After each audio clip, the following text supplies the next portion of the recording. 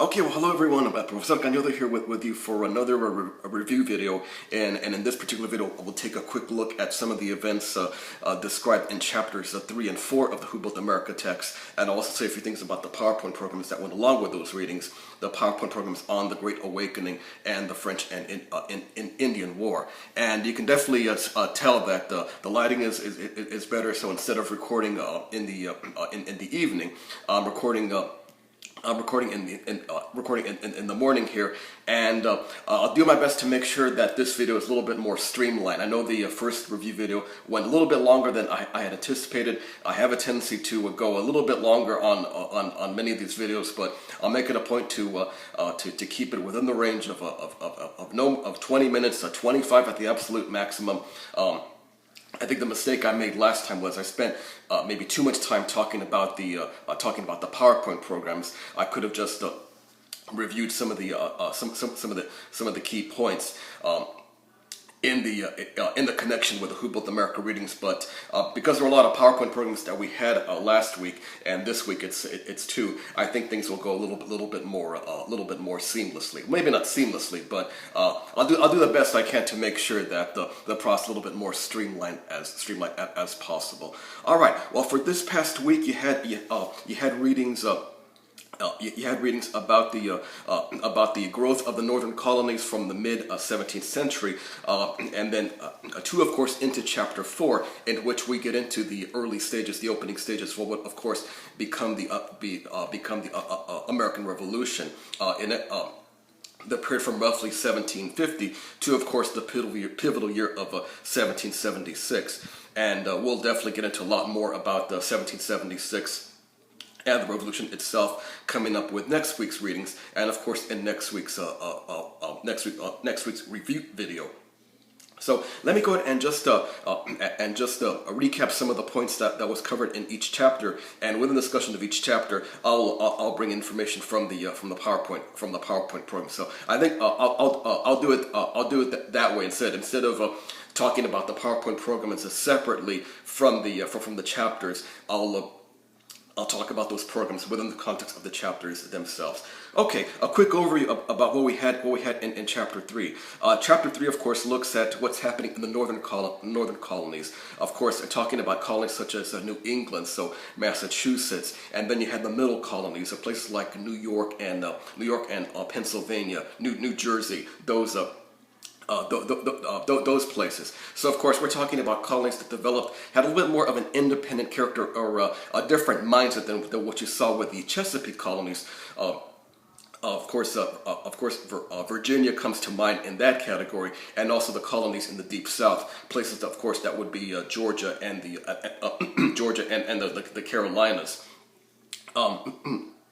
Some of the topics that we examine here in chapter 3, of course, aspects relating to Puritan society, conflicts with the Native American populations. I'm not going to get into a lot of those issues here because I don't want this video, of course, to run really lengthy like the last video did. But other issues we looked at were the establishment of the middle colonies. These were known as what were called the proprietary colonies. Essentially, these were colonies that were established close toward the latter part of the 17th century, in which these were essentially, you might say, gifts or gifts given to individuals, given to families for their service to the king, service to the monarchy. Of course, places like Pennsylvania definitely come to mind. But the key point about the proprietary colonies is that the owners, or the proprietors per se, they had a lot more leeway in terms of how they wanted to structure their colonies. William Penn's Holy Experiment definitely comes to mind as illustrated here in the chapter. But this goes to the larger point that we looked at last week, in that all these colonies had different methods of political experimentation.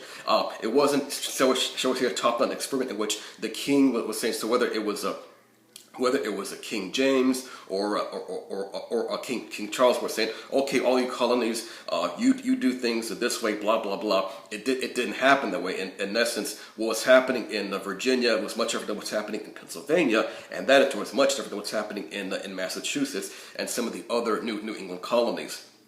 But I think it's a very important point to illustrate, because when you have these different levels of political experimentation, this creates the notion that the colonies are like independent kingdoms, independent nations, not united colonies per se. And one could make the argument that all the stuff happening in the country now with the election, in which people in California have different values than people from, say, people from Kansas. And then people in Kansas have different ideas than people in the Deep South, like Alabama, Mississippi. A lot of that goes back to the formation of these colonies, and territories in the first place. The chapter goes on to talk more about the rural societies in places like New York and Pennsylvania. Rural families and independence, and also urban America, cities by the sea, the urban elites, artisans, laborers, and also servants and slaves. Slavery was still being practiced in a lot of these northern colonies, but of course it didn't have, shall we say, the same economic impact, economic motivations than what you see in the Middle South, and especially in the Deep South, in places like Georgia, and especially South Carolina. Okay, and then the chapter goes on to talk. In fact, well, let me before I get into more about the chapter. Oh, forgive me for a minute if I kind of look to my right here. I'm just looking at the timer to make sure that I stay in good time and don't start rambling and get into a territory in which the video runs beyond 22, 23 minutes. So when I do that periodically. That's what I'm doing. Just keeping an eye on the timer right here on my iPad. But this idea of rural versus urban, this is something that's being spelled out actually quite nicely in a place like Salem, Massachusetts. Of course, the infamous Salem witch trials of 1692. Essentially, one of the main problems here is that you might say more rural people, more conservative people, they're afraid of a lot of the influx of the urban settings. In that the coastal area of Salem was, shall we say, a little bit more progressive, more secular, less religious than the more rural areas. That is the Salem village that was set more in the woods, set more in the backcountry. So what's happening here in a place like Salem and in many parts of the northern colonies is that we're seeing a split of what we essentially call, you might say, old Puritan culture and Yankee culture. By Yankee culture, I'm talking about people who aren't so much religious per se. That is, they're still Puritan they're still Puritan essentially. They still see themselves as devout pious, but they're engaged in more, shall we say, secular ideas, secular values. That is, they're artisans, they're merchants, they're more interested in shall we say, making money and making profits. So in other words, secular values like making money, these are things which are becoming more and more apparent in the coastal areas, whereas in the more rural areas, in the backcountry areas, people are still holding on to a lot of those old traditions, and we're seeing a clash really emerge between the, you might say, rural America and urban America. That is, America in that context. And I think that's something that's still persistent in this day. Of course, you look at the electoral map right now in terms of which areas support Hillary Clinton, which areas support Donald Trump, and you get and definitely you might say middle America seems to go more toward Trump, whereas urban America, especially the coastal areas, go more toward Clinton. That, of course, seems to be a pattern in American politics for quite a long time now, dating back to when Al Gore and George Bush faced off back in 2000. Okay, then the chapter concludes in talking about hierarchy and equality in northern societies, talking about issues such as government and power, popular politics, direct action, that is, how people try to govern their own lives, take care of their own affairs, and of course, And of course, as these colonies grow in terms of population, and you have more of an influx of people who you might say don't really fit the mold of what the earlier settlers were all about. Of course, there's that old bugaboo of immigration again, which of course is, as we saw, was a dominant theme in the whole Brexit stuff that just took place this week. And also we have the Great Awakening in the North. And I want to touch upon a little bit about the Great Awakening to some degree right here. Let me quickly point out a couple of items from the PowerPoint program, and to do that, let me open up my other iPad here, which has the PowerPoint program about the Great Awakening. But simply put, as we get into more to the middle parts of the 18th century, colonists are that is. Even though colonial society is growing, colonists are still getting more and more concerned about their day-to-day existence, their livelihood, how they're going to take care of themselves, but also too about some of the European issues going on. That is the imperial rivalries between the British, the French, add the Dutch into this, of course, and the Spanish. They were still a dominant power at this time. So there are a lot of shall we say uncertainties in American life in the early to mid 18th century. That is uncertainties that, of course, many would argue that a lot of Donald Trump supporters feel today. That's why they're supporting him. They're supporting him during this campaign season. And then, of course, there were those people who were afraid that that modern life, modern times, secular ideas was somehow creating tensions that would create this idea of spiritual coldness, that religion was being under assault, their way of life, their ideas. So this was a fertile ground for, shall we say, the first mass movement in the American colonies. This was the religious revival period known as the Great Awakening period. And the Great Awakening wasn't a unified mass movement per se. It took place at different times in different parts of the colonies in the 18th century. There were about 3 or 4 different waves in the first half of the 18th century. But what the Great Awakening was all about in terms of the major players that were featured, people like Jonathan Edwards of Massachusetts, William Tennant of Pennsylvania, and his son Gilbert Tennant. You had the Mohegan preacher Samson Occum, and then you had the powerful figure George Whitefield of England, who, shall we say, was the first rock star. That is, he set a sensation wherever he went in giving sermons during his tour of the colonies in 1738. So much like, I guess, let's say in the 1960s when the Beatles were touring, or the 1970s when Led Zeppelin was at its prime, people went wild and crazy. You might say Whitefield was that same type of rock star mode, that rock star mentality at that time. Even Benjamin Franklin, who really wasn't a fan, shall we say, of these types of religious ideas, he was quite skeptical of these types of ideas. Even he was amazed by the power, the oratory power of Whitefield. It was said, and this is a common story about Whitefield, that when he said the word Mesopotamia, people would go wild and crazy. Mesopotamia, of course, I'm kind of joking a little bit here, but that's the story, that the phrase Mesopotamia really got the crowd going whenever Whitefield was speaking. And then, while Whitefield was great as an orator, Edwards' writings were, you might say, the main underpinnings of Great Awakening thought. And then by the middle part of the 18th century, the Great Awakening, you might say, really set a context in which allowed for a resistance to authority. That is, not so much a spiritual authority, although people would often complain about the coldness of some of their ministers, that they were boring, they were this, they were that, they were fuddy-duddies, they didn't get the congregation engaged, blah blah blah.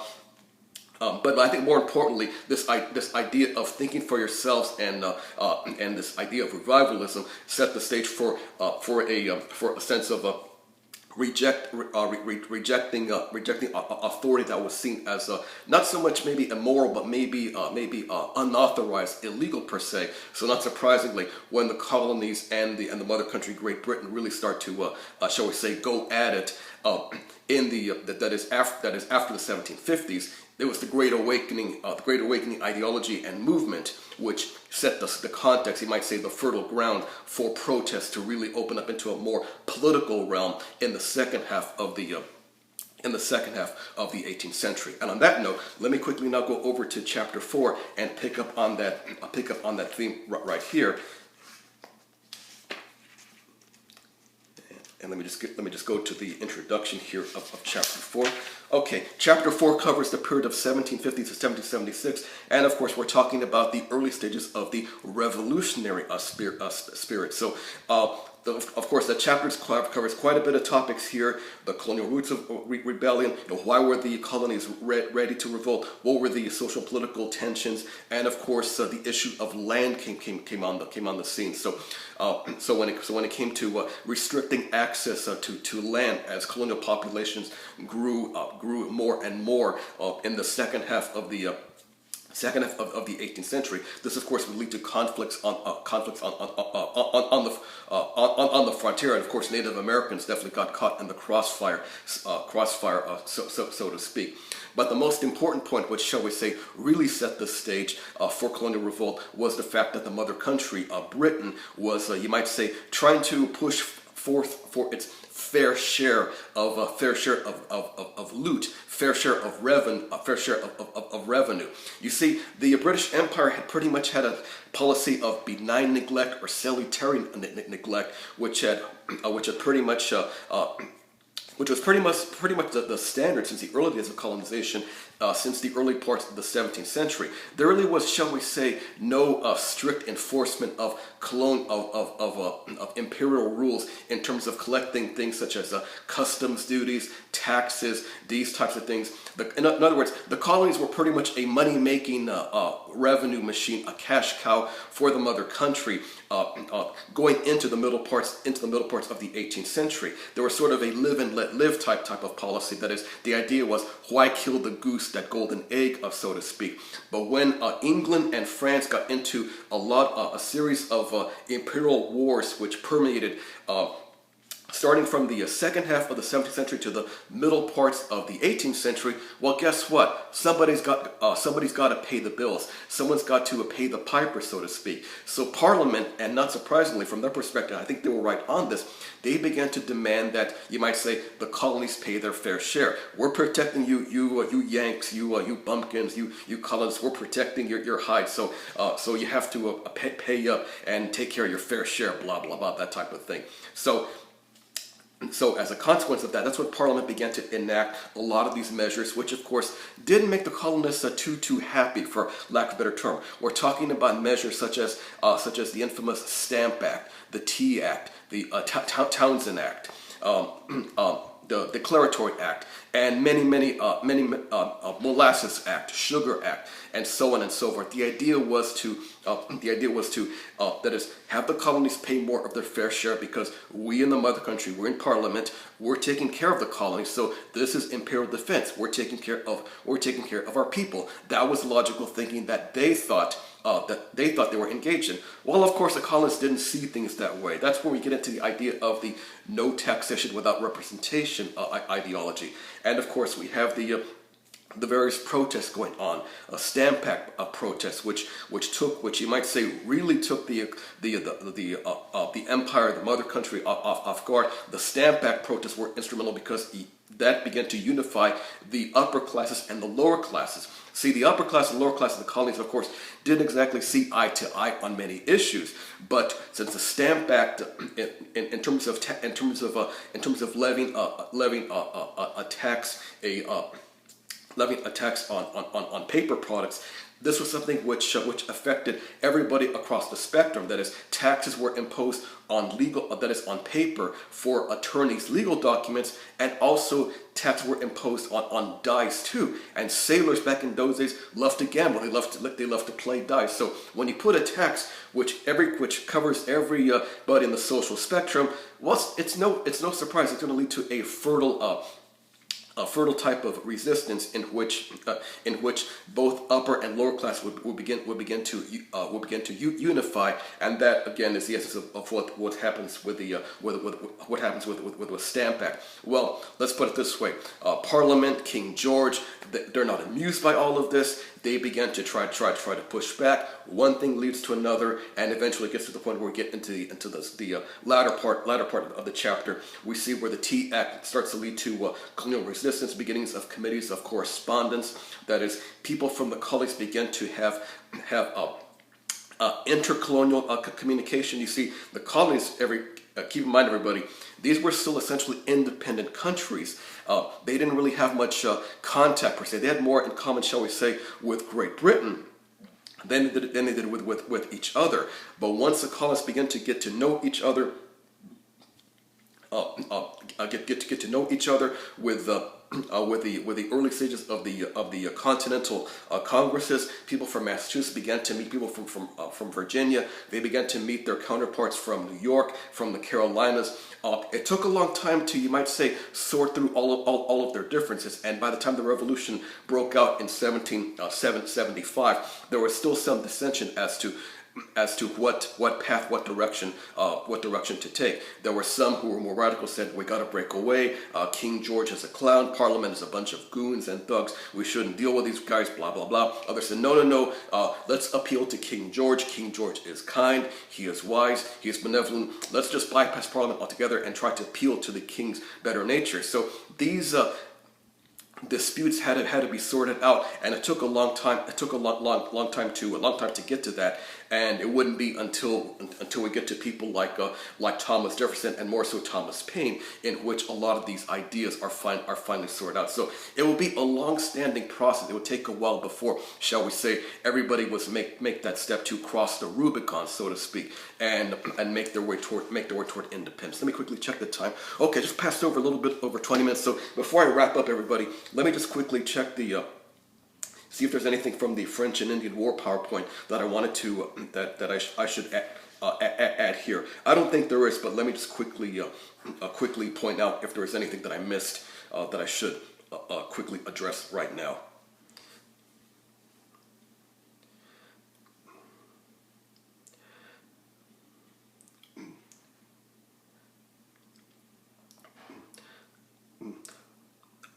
Okay, no, not really. Basically, the PowerPoint program really addresses and underscores and underpins a lot of the topics I mentioned here. So there's quite a lot more detail in the PowerPoint program that backs up what I just mentioned right now. So definitely, if you haven't taken a look at that program, be sure to take a look at it before you get ready to take quiz 2. And on that note, I think that should wrap things up, everybody. So we're just coming up on 23 minutes, so that's a pretty good time frame. So like I said, I'll make it a point to keep these videos within 20-25 minute time frame and get away from anything that goes beyond a half hour. My first video, since it was the first video I had done, it was more, shall we say, a trial and error process, but I think this one ran a little bit more smoothly. The lighting is definitely much better, so I hope this video helped. Oh, and the Daughter of Fortune video, I'll of course keep updating. I'll keep adding more videos of my older videos to go along with that is to give you recaps of those particular readings. Okay, that's it, everybody. So hope you guys got through the second week. Okay, we'll do this again next week, in which we talk more about the Revolution itself and the early days of the United States as we take a look at chapters 5 and 6. All right, everyone, that's it from here at the French Valley headquarters. I'll talk to you guys again next week.